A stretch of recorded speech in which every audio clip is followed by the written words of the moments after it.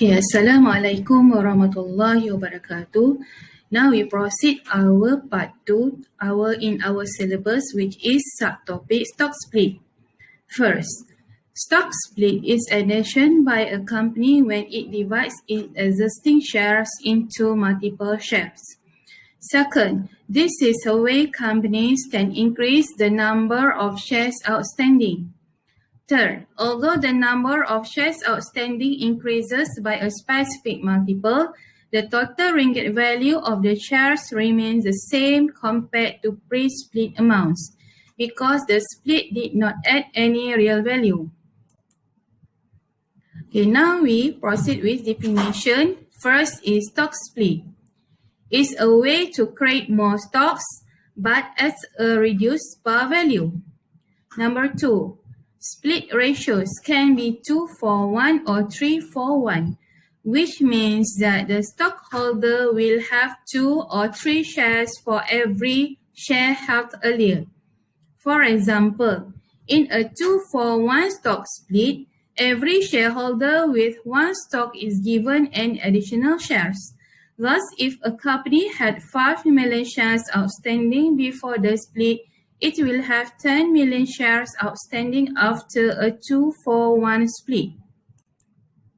Okay, now we see the reason for a stock split. They have 3 reasons. First, a stock split is done especially by companies which their share prices increase to levels that are either too high or beyond the price levels of similar companies.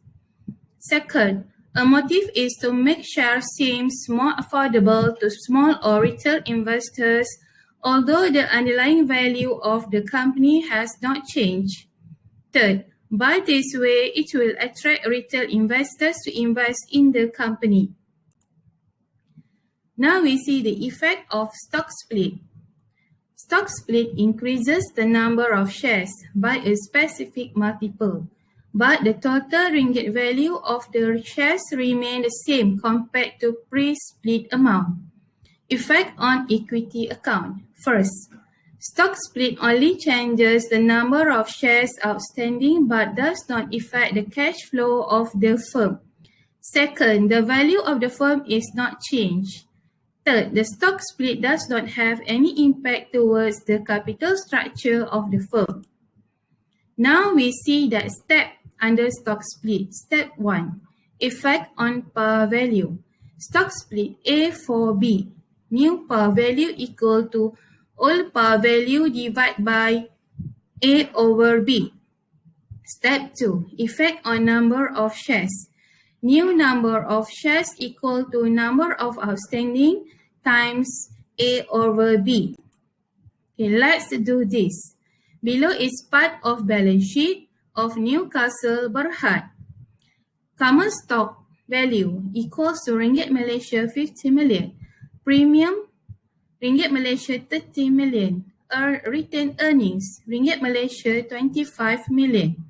And total net worth is 105 million. Show the effect on the balance sheet if the company declares to declare 2-for-1 stock split.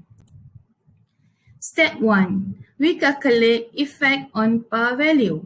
Stock split 2-for-1 equals to new par value equals to old par value divided by A over B. We get 2 ringgit divided by 2 over 1. We will get Ringgit Malaysia 1 ringgit. Step 2. We calculate effect on number of shares. New number of shares equal to number of outstanding shares times A over B. Number of new shares equals to 25 million times 2 over 1. We get 50,000 of shares. Now step 3, we need to construct new balance sheet. We see that the common stock value is equal to Ringgit Malaysia 50 million. Premium Ringgit Malaysia 30 million. Retained earnings Ringgit Malaysia 25 million and total net worth Ringgit Malaysia 105 million. Now we proceed to see the effect on earning per share. Earning per share also should be declining to reflect the increasing number of shares. Earning per share equal to net profit after tax minus preferred dividend divided by number of outstanding shares. Now we see example 2. Example 2 is proceed from example 1. Newcastle Berhad has a net profit after tax of ringgit Malaysia 12 million.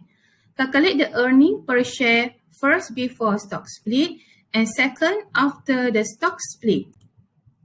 Now let's do this. We calculate first before stock split. Earning per share equals to earning after tax minus dividend preferred share divided by number of outstanding shares, equal to ringgit Malaysia 12 million divided by 25 million shares, equals to ringgit Malaysia 48 sen. Now we calculate after stock split. Earning per share equals to earning after tax minus dividend divided by number of outstanding shares, equals to ringgit Malaysia 12 million divided by 50 million of shares.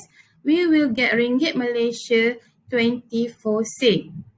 Okay, that's all for today to cover in syllabus stock split. Now we will proceed for next presentation for stock rights.